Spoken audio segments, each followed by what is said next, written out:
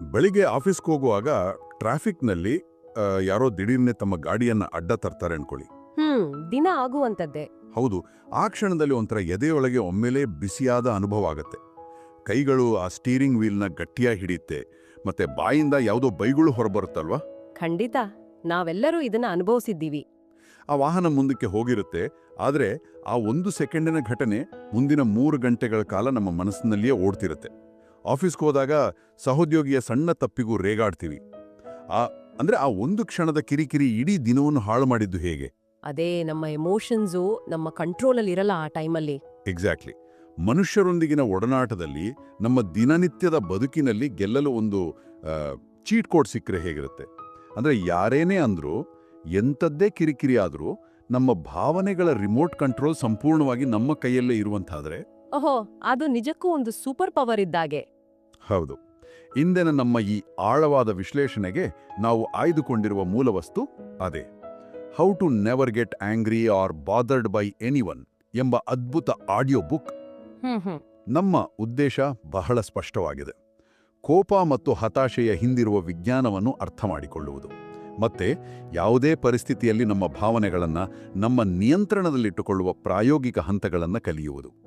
So ಈ ಪುಸ್ತಕದ ವಿಶೇಷತೆ ಏನಂದ್ರೆ, ಇದು ಕೇವಲ ತಾತ್ವಿಕವಾದ ಬುದ್ಧಿವಾದಗಳನ್ನ ಹೇಳುವುದಿಲ್ಲ, ಬದಲಾಗಿ ಸಂಪೂರ್ಣವಾಗಿ ವಿಜ್ಞಾನ ಮತ್ತು ಮಾನವನ ಮನೋವಿಜ್ಞಾನದ ತಳಹದಿಯ ಮೇಲೆ ನಿಂತಿದೆ. ಅಂದ್ರೆ ಕೇವಲ ಅಡ್ವೈಸ್ ಅಲ್ಲ, ಸೈನ್ಸ್ ಅಂತೀರಾ? ಹೌದು.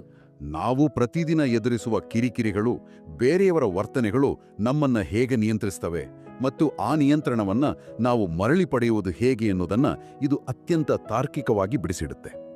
ಬಾಹ್ಯ ಜಗತ್ತನ್ನ ಅಥವಾ ಬೇರೆಯವರನ್ನ ಬದಲಾಯಿಸುವುದು ಅಸಾಧ್ಯ ಅಲ್ವಾ? ಖಂಡಿತ ಅಸಾಧ್ಯ.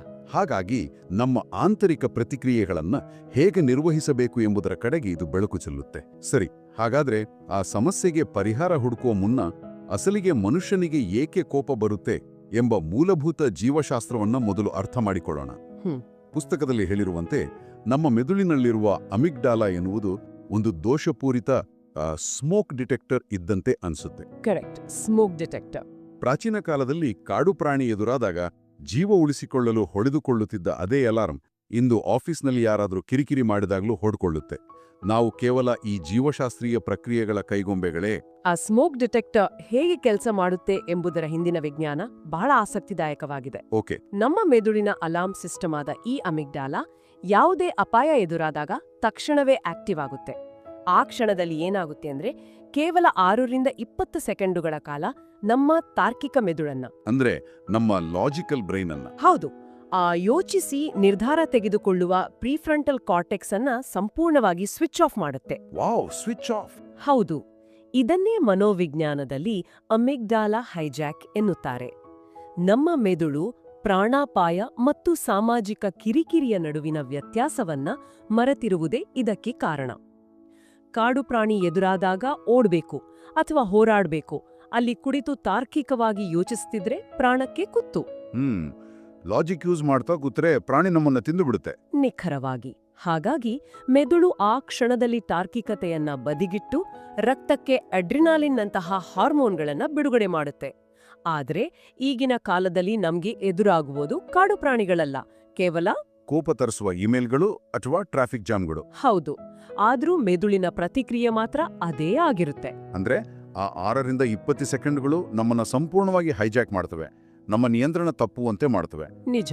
ಇದೇ ಸಮಯದಲ್ಲಿ ನಾವು 3 ಮಾನಸಿಕ ಬಲೆಗಳಿಗೆ ಸುಲಭವಾಗಿ ಬೀಳುತ್ತೇವೆ ಅಂತ ಆಡಿಯೋ ಬುಕ್ ವಿವರಿಸುತ್ತೆ. ಮೊದಲನೇದಾಗಿ ವೈಯಕ್ತೀಕರಣದ ಬಲೆ ಅಥವಾ ಪರ್ಸನಲೈಸೇಷನ್ ಟ್ರ್ಯಾಪ್.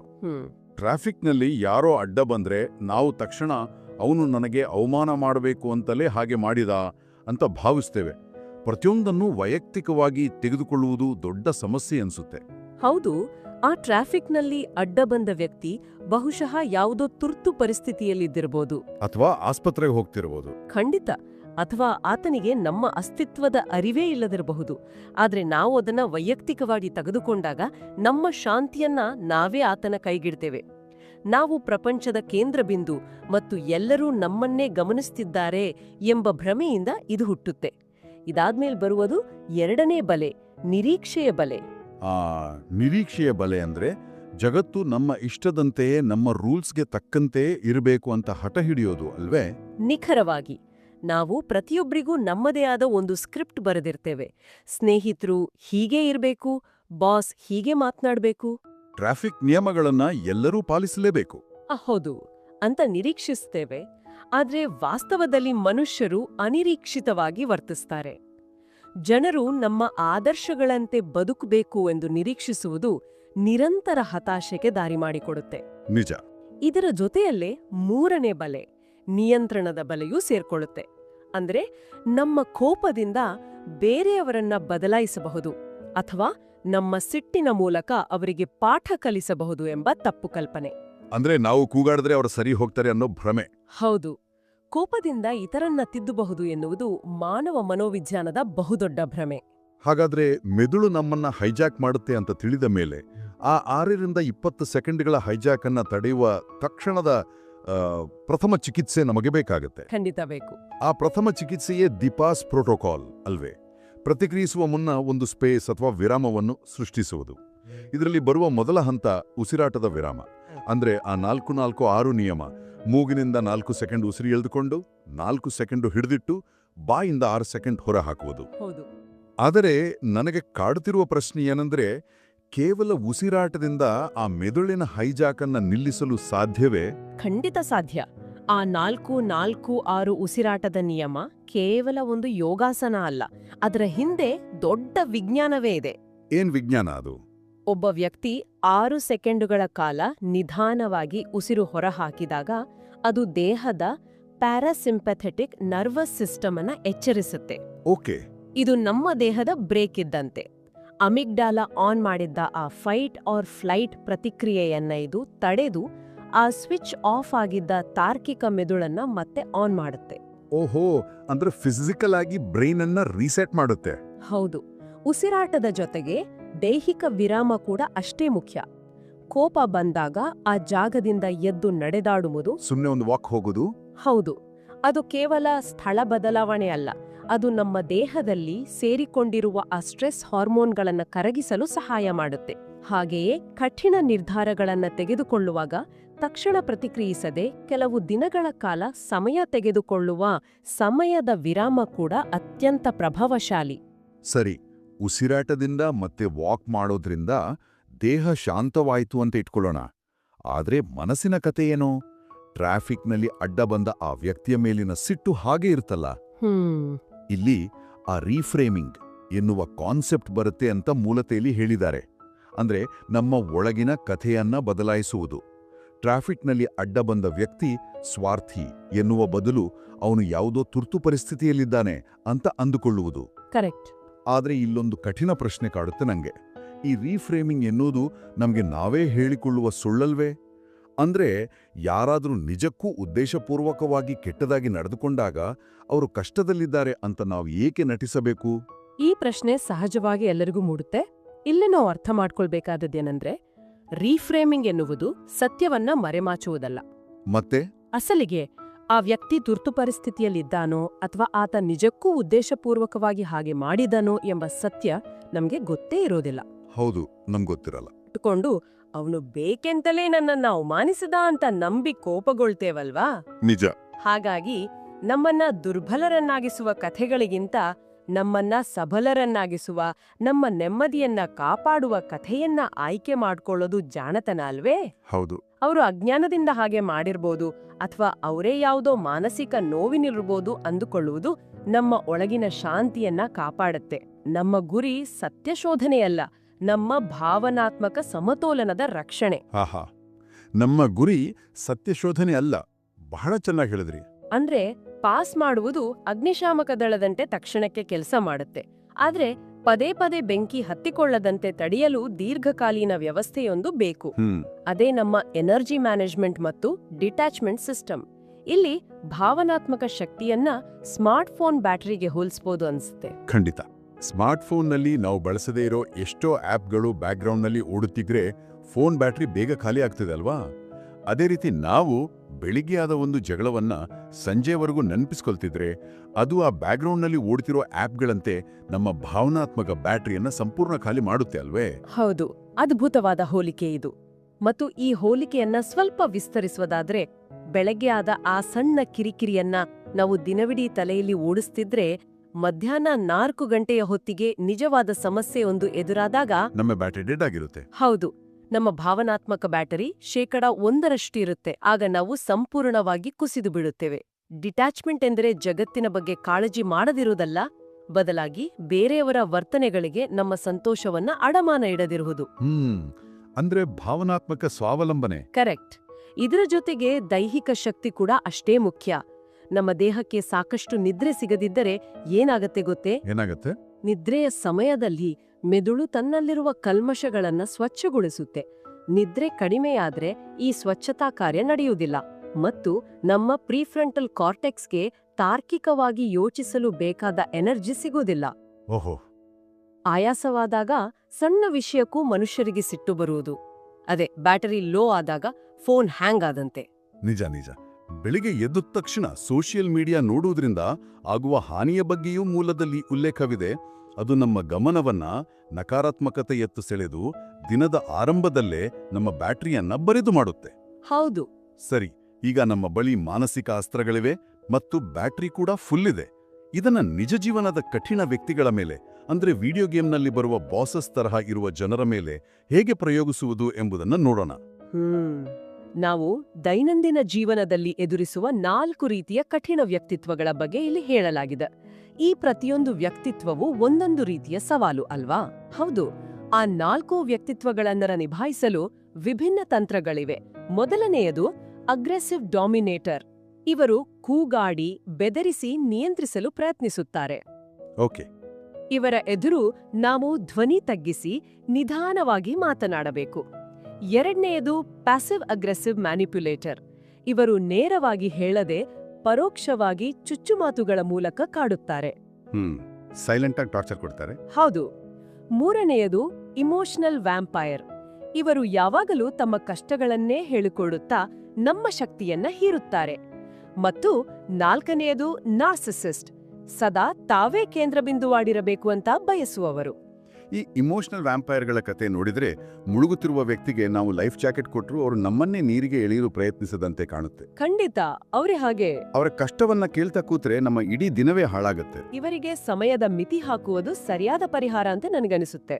ಆದರೆ ಈ ಮೊದಲನೆಯ ವ್ಯಕ್ತಿತ್ವ ಅಂದ್ರೆ ಆ ಅಗ್ರೆಸಿವ್ ಡಾಮಿನೇಟರ್ ವಿಚಾರದಲ್ಲಿ ನನಗೊಂದು ಅನುಮಾನವಿದೆ. ಕೇಳಿ, ಒಬ್ಬ ವ್ಯಕ್ತಿ ನಮ್ಮ ಮೇಲೆ ಕೂಗಾಡುತ್ತಿರುವಾಗ ನಾವು ಧ್ವನಿ ತಗ್ಗಿಸಿದ್ರೆ ಅದು ಅವರನ್ನ ಮತ್ತಷ್ಟು ಕೆರಳಿಸುವುದಿಲ್ವಾ? ಅದು ನಮ್ಮನ್ನ ದುರ್ಬಲರು ಅಂತ ತೋರಿಸುವುದಿಲ್ವಾ? ಮೇಲ್ನೋಟಕ್ಕೆ ಹಾಗೆನ್ನಿಸಬಹುದು, ಆದ್ರೆ ವಿಜ್ಞಾನ ಬೇರೆಯೇ ಹೇಳುತ್ತೆ. ಇದಕ್ಕೆ ರಿವರ್ಸ್ ಎಮೋಷನಲ್ ಕಂಟೇಜಿಯನ್ ಎನ್ನುತ್ತಾರೆ. ಓಕೆ, ಅದು ಹೇಗೆ ಕೆಲಸ ಮಾಡುತ್ತೆ? ಒಬ್ಬ ವ್ಯಕ್ತಿ ಕೂಗಾಡುತ್ತಿರುವಾಗ ಆತನ ಮೆದುಳಿನ ಅರೌಸಲ್ ಲೆವೆಲ್ ಅತಿ ಹೆಚ್ಚಿರುತ್ತೆ. ನಾವು ಕೂಡ ಧ್ವನಿ ಏರಿಸಿದ್ರೆ ಅದು ಆ ಬೆಂಕಿಗೆ ತುಪ್ಪ ಸುರಿದಂತೆ. ಆದ್ರೆ ನಾವು ಶಾಂತವಾಗಿ ಧ್ವನಿ ತಗ್ಗಿಸಿ ನಿಧಾನವಾಗಿ ಮಾತನಾಡಿದಾಗ ಏನಾಗುತ್ತೆ ಗೊತ್ತೇ? ಏನಾಗುತ್ತೆ? ಮಾನವನ ಮೆದುಳಿನಲ್ಲಿರುವ ಮಿರರ್ ನ್ಯೂರಾನ್ಸ್ ಅಥವಾ ಕನ್ನಡಿ ಜೀವಕೋಶಗಳು ಎದುರಿಗಿರುವ ವ್ಯಕ್ತಿಯ ಭಾವನೆಗಳನ್ನ ನಕಲು ಮಾಡಲು ಪ್ರಯತ್ನಿಸುತ್ತವೆ. ಅಂದ್ರೆ ನಮ್ಮನ್ನ ಕಾಪಿ ಮಾಡ್ತಾರಾ? ಹೌದು, ಅರಿವಿಲ್ಲದೆಯೇ ಕಾಪಿ ಮಾಡ್ತಾರೆ. ನಮ್ಮ ಶಾಂತತೆಯನ್ನ ಅವರ ಮೆದುಳು ಗ್ರಹಿಸಿದಾಗ ಕ್ರಮೇಣ ಎದುರಾಳಿಯ ಮೆದುಳಿನ ಅರೌಸಲ್ ಲೆವೆಲ್ ವೈಜ್ಞಾನಿಕವಾಗಿಯೇ ಕಡಿಮೆಯಾಗುತ್ತೆ. ವಾವ್, ಇದು ನಿಜಕ್ಕೂ ಚೀಟ್ ಕೋಡ್. ಹೌದು. ಇನ್ನು ಆ ಪ್ಯಾಸಿವ್ ಅಗ್ರೆಸಿವ್ ವ್ಯಕ್ತಿಗಳ ವಿಚಾರಕ್ಕೆ ಬಂದ್ರೆ ಅವರ ಪರೋಕ್ಷ ಚುಚ್ಚುಮಾತುಗಳನ್ನ ನೇರವಾಗಿ ಪ್ರಶ್ನಿಸಬೇಕು. ನೀವು ಹೇಳಿದ ಮಾತಿನ ಅರ್ಥ ಇದೇನಾ ಅಂತ ಸ್ಪಷ್ಟವಾಗಿ ಕೇಳಿದಾಗ ಅವರು ಹಿಂದೇಟು ಹಾಕ್ತಾರೆ. ಮತ್ತೆ ನಾರ್ಸಿಸಿಸ್ಟ್ ವ್ಯಕ್ತಿಗಳಿಂದ ನಾಜೂಕಾಗಿ ಜಾರಿಕೊಡುವುದು ಅಂದ್ರೆ ಸ್ಟ್ರಾಟಜಿಕ್ ಡಿಸೆಂಗೇಜ್ಮೆಂಟ್ ಮಾಡುವುದು ಅತ್ಯುತ್ತಮ ತಂತ್ರ. ಅಂದ್ರೆ ಆಫೀಸ್ನಲ್ಲಿ ಬಾಸ್ ಟೀಕೆ ಮಾಡಿದರೆ ಅದನ್ನ ವೈಯಕ್ತಿಕವಾಗಿ ತೆಗೆದುಕೊಳ್ಳದೆ ಕೇವಲ ಕೆಲಸದ ಪರಿಹಾರದತ್ತ ತಿರುಗಿಸುವುದು ಹಾಗೂ ಕುಟುಂಬದಲ್ಲಿ ಹಳೆಯ ನೆನಪುಗಳಿಂದ ಹೊರಬಂದು ಸ್ಪಷ್ಟವಾದ ಬೌಂಡ್ರಿಗಳನ್ನ ನಿರ್ಮಿಸುವುದು ಬಹಳ ಮುಖ್ಯ ಅಂತಾಯ್ತು. ಹೌದು, ನಿಖರವಾಗಿ. ಆದ್ರೆ ಇದೆಲ್ಲವನ್ನು ಕೇಳಲು ಚೆನ್ನಾಗಿದೆ. ಆದ್ರೂ ಈ ಎಲ್ಲಾ ತಂತ್ರಗಳನ್ನ ದಿನನಿತ್ಯದ ಬದುಕಿನಲ್ಲಿ ಅಳವಡಿಸಿಕೊಳ್ಳುವುದು ಹೇಗೆ? ಇದು ಕೇವಲ ತಾತ್ಕಾಲಿಕ ತಂತ್ರವಾಗದೆ ಶಾಶ್ವತ ಸ್ವಭಾವವಾಗುವಂತೆ ನಮ್ಮ ಮೆದುಳನ್ನ ಮರುಜೋಡಣೆ ಮಾಡಲು ಸಾಧ್ಯವೇ? ಇಲ್ಲೇ ನ್ಯೂರೋಪ್ಲಾಸ್ಟಿಸಿಟಿ ಎನ್ನುವ ಅದ್ಭುತ ವಿಜ್ಞಾನ ಕೆಲಸ ಮಾಡುವುದು. ನಮ್ಮ ಮೆದುಳು ಕಲ್ಲಿನ ಮೇಲೆ ಬರೆದ ಅಕ್ಷರಗಳಂತೆ ಕಠಿಣವಲ್ಲ, ಅದು ಪ್ಲಾಸ್ಟಿಕ್ನಂತೆ ಫ್ಲೆಕ್ಸಿಬಲ್ ಆಗಿದೆ. ಅಂದ್ರೆ ಬದಲಾಯಿಸಬಹುದು. ಹೌದು, ನಿರಂತರ ಅಭ್ಯಾಸದಿಂದ ಮೆದುಳಿನ ನರಮಂಡಲ ಹೊಸ ಪ್ರತಿಕ್ರಿಯೆಗಳಿಗೆ ಒಗ್ಗಿಕೊಳ್ಳುತ್ತೆ. ನಾವು ಎಷ್ಟೇ ಕೋಪ ಬಂದ್ರೂ ಪಾಸ್ ಮಾಡುವುದನ್ನ ಅಭ್ಯಾಸ ಮಾಡ್ತೇವೆಯೋ ಅಷ್ಟು ಹೆಚ್ಚು ಆ ನರಗಳ ಸಂಪರ್ಕ ಗಟ್ಟಿಯಾಗತ್ತೆ. ಓಕೆ. ಇದಕ್ಕೆ ಬೇಕಾಗಿರೋದು ಮಾಸ್ಟರಿ ಮೈಂಡ್ಸೆಟ್. ಕಠಿಣ ವ್ಯಕ್ತಿಗಳನ್ನ ಸಮಸ್ಯೆಗಳೆಂದು ನೋಡೋ ಬದಲು ನಮ್ಮ ಭಾವನೆಗಳನ್ನ ಪರೀಕ್ಷಿಸುವ ಟ್ರೈನರ್ಗಳಂತೆ ನೋಡ್ಬೇಕು. ಟ್ರೈನರ್ಸ್. ಹೌದು, ಇಲ್ಲಿ ವೈಫಲ್ಯಗಳಿಲ್ಲ, ಕೇವಲ ಡೇಟಾ ಮಾತ್ರ ಇದೆ. ಒಮ್ಮೆ ಕೋಪಗೊಂಡ್ರೆ ಅದು ತಪ್ಪು ಅಂತ ಕೊರಗೋ ಬದಲು, ಓ, ಈ ಪರಿಸ್ಥಿತಿಯಲ್ಲಿ ನನ್ನ ಬ್ಯಾಟರಿ ಬೇಗ ಖಾಲಿ ಆಯ್ತು, ಮುಂದಿನ ಬಾರಿ ನಾನೇನು ವಿಭಿನ್ನವಾಗಿ ಮಾಡಬಹುದು ಅಂತ ವಿಶ್ಲೇಷಿಸಬೇಕು. ಇದು ಒಂಥರ ನಾವು ಜಿಮ್ಮಿಗೆ ಹೋದಂತೆ. ಹೌದು. ಜಿಮ್ಮಲ್ಲಿ ಭಾರವಾದ ಡಂಬೆಲ್ಗಳನ್ನ ಎತ್ತುವಾಗ ಕಷ್ಟವಾಗುತ್ತೆ. ಆದರೆ ಆ ಡಂಬೆಲ್ ಮೇಲೆ ನಮಗೆ ಕೋಪ ಬರೋದಿಲ್ಲ. ಬದಲಾಗಿ ಅದು ನಮ್ಮ ಸ್ನಾಯುಗಳನ್ನು ಬಲಿಷ್ಠಗೊಳಿಸ್ತಿದೆ ಅಂತ ನಾವು ಅರಿತುಕೊಳ್ತೇವೆ. ಅದೇ ರೀತಿ ಕಷ್ಟಕರವಾದ ಜನರನ್ನ ನಾವು ಭಾರವಾದ ಡಂಬೆಲ್ಗಳಂತೆ ಭಾವಿಸಿದ್ರೆ ಅವರು ನಮ್ಮ ಭಾವನಾತ್ಮಕ ಸ್ನಾಯುಗಳನ್ನು ಬೆಳೆಸಲು ಸಹಾಯ ಮಾಡ್ತಾರೆ ಅಲ್ವಾ? ಎಕ್ಸಾಕ್ಟ್ಲಿ. ಇದು ಮೆದುಳಿನ ಕಂಪೌಂಡ್ ಎಫೆಕ್ಟ್. ಮೊದಲಿಗೆ ಕೋಪವನ್ನ ನಿಯಂತ್ರಿಸಿಕೊಳ್ಳುವುದು ಬಹಳ ಕಷ್ಟವೆನಿಸಬಹುದು, ಕೆಲವೊಮ್ಮೆ ಕೃತಕ ಅಂತನೂ ಅನಿಸಬಹುದು. ಆದ್ರೆ ಈ ಡಂಬೆಲ್ಗಳನ್ನೆತ್ತುತ್ತಾ, ಅಂದ್ರೆ ಕಠಿಣ ಜನರನ್ನ ಎದುರಿಸುತ್ತಾ, ಉಸಿರಾಟದ ವಿರಾಮ ತೆಗೆದುಕೊಳ್ಳುತ್ತಾ ಅಭ್ಯಾಸ ಮಾಡುತ್ತಾ ಹೋದಂತೆ ಒಂದು ಹಂತದಲ್ಲಿ ಈ ಶಾಂತತೆಯೇ ನಮ್ಮ ನ್ಯಾಚುರಲ್ ಡಿಫಾಲ್ಟ್ ಆಗಿ ಬದಲಾಗತ್ತೆ. ಅಂದ್ರೆ ಆಟೋಮ್ಯಾಟಿಕ್ ಆಗಿ ಶಾಂತರಾಗಿರ್ತೀವಿ. ಹೌದು. ಆಗ ನಾವು ಬಲವಂತವಾಗಿ ಕೋಪವನ್ನ ಅದುಮಿಟ್ಟುಕೊಂಡು ಶಾಂತರಾಗಿರ್ಬೇಕಿಲ್ಲ. ನಮ್ಮ ಮೂಲ ಸ್ವಭಾವವೇ ಶಾಂತವಾಗಿರುತ್ತೆ. ಬೇರೆಯವರ ವರ್ತನೆಗಳು ಕೇವಲ ಮಾಹಿತಿಯಾಗಿ ಉಳಿಯುತ್ತವೆ ಹೊರತು ನಮ್ಮನ್ನ ಘಾಸಿಗೊಳಿಸುವ ಅಸ್ತ್ರಗಳಾಗುವುದಿಲ್ಲ. ಅದ್ಭುತ. ಕೇವಲ 6ರಿಂದ 20 ಸೆಕೆಂಡುಗಳ ಜೀವಶಾಸ್ತ್ರೀಯ ಪ್ರತಿಕ್ರಿಯೆಗಳನ್ನು ಅರ್ಥ ಮಾಡಿಕೊಳ್ಳುವುದರಿಂದ ಶುರುವಾಗಿ ರೀಫ್ರೇಮಿಂಗ್, ಎನರ್ಜಿ ಮ್ಯಾನೇಜ್ಮೆಂಟ್ ಮೂಲಕ ಸಾಗಿ ಶಾಶ್ವತವಾದ ಭಾವನಾತ್ಮಕ ಸ್ವಾತಂತ್ರ್ಯವನ್ನು ಸಾಧಿಸುವವರೆಗಿನ ಈ ವಿಶ್ಲೇಷಣೆ ನಿಜಕ್ಕೂ ನಮ್ಮ ದೈನಂದಿನ ಬದುಕಿಗೆ ಬಹಳ ಹತ್ತಿರವಾಗಿದೆ. ನಿಜ. ಈ ಕೌಶಲ್ಯವನ್ನ ಕರಗತ ಮಾಡಿಕೊಂಡ್ರೆ ಅದು ಕೇವಲ ನಮ್ಮ ಬದುಕನ್ನಷ್ಟೇ ಅಲ್ಲ, ನಮ್ಮ ಸುತ್ತಮುತ್ತಲಿನ ಜನರ, ಆಫೀಸಿನ ವಾತಾವರಣದ ಗುಣಮಟ್ಟವನ್ನೇ ಸಂಪೂರ್ಣವಾಗಿ ಬದಲಾಯಿಸುತ್ತೆ. ಅಂತಿಮವಾಗಿ ನಾವು ಬಾಹ್ಯ ಜಗತ್ತಿನ ಗುಲಾಮರಾಗದೆ ನಮ್ಮ ಭಾವನೆಗಳಿಗೆ ನಾವೇ ಲೇಖಕರಾಗ್ತೇವೆ. ಹೌದು. ಪ್ರತಿಯೊಂದು ಘಟನೆಯೂ ನಾವು ಹೇಗೆ ಪ್ರತಿಕ್ರಿಯಿಸುತ್ತೇವೆ ಎಂಬುದರ ಮೇಲೆ ನಿಂತಿದೆ. ಇತರರ ನಡವಳಿಕೆಗಳು ಕೇವಲ ಒಂದು ಪ್ರಚೋದನೆ ಮಾತ್ರ. ಕರೆಕ್ಟ್. ಆ ಪ್ರಚೋದನೆ ಮತ್ತು ನಮ್ಮ ಪ್ರತಿಕ್ರಿಯೆಯ ನಡುವೆ ಇರುವ ಆ ಸಣ್ಣ ವಿರಾಮದಲ್ಲೇ ನಮ್ಮ ಸ್ವಾತಂತ್ರ್ಯ ಅಡಗಿದೆ. ನಮ್ಮ ಭಾವನಾತ್ಮಕ ಸಮತೋಲನವನ್ನ ಕಾಪಾಡಿಕೊಳ್ಳುವುದು ಸಂಪೂರ್ಣವಾಗಿ ನಮ್ಮ ಕೈಯಲ್ಲೇ ಇದೆ. ಖಂಡಿತ. ಈ ಆಳವಾದ ವಿಶ್ಲೇಷಣೆಯ ಕೊನೆಯಲ್ಲಿ ಒಂದು ಕ್ಷಣ ಯೋಚಿಸಿ ನೋಡಿ. ಜಗತ್ತಿನ ಪ್ರತಿಯೊಬ್ಬ ವ್ಯಕ್ತಿಯೂ ಈ ಭಾವನಾತ್ಮಕ ಅಲುಗಾಡದಿರುವಿಕೆಯನ್ನ ಕರಗತ ಮಾಡಿಕೊಂಡ್ರೆ ಏನಾಗಬಹುದು? ಒಂಥರ ಮ್ಯಾಜಿಕ್ ಆದ ಹಾಗೆ. ಎಮೋಷನ್ ಇಲ್ಲದ ಕೇವಲ ಅಚ್ಚುಕಟ್ಟಾದ ಲಾಜಿಕಲ್ ಡಿಬೇಟ್ಗಳಾಗಿ ಬದಲಾಗುತ್ತವೆಯಾ? ಅಂಥ ಒಂದು ಪ್ರಪಂಚ ಹೇಗಿರಬಹುದು ಎನ್ನುವುದು ನಿಜಕ್ಕೂ ಒಂದು ಕುತೂಹಲಕಾರಿ ಯೋಚನೆ. ಇದರ ಬಗ್ಗೆ ಸ್ವಲ್ಪ ಚಿಂತಿಸಿ.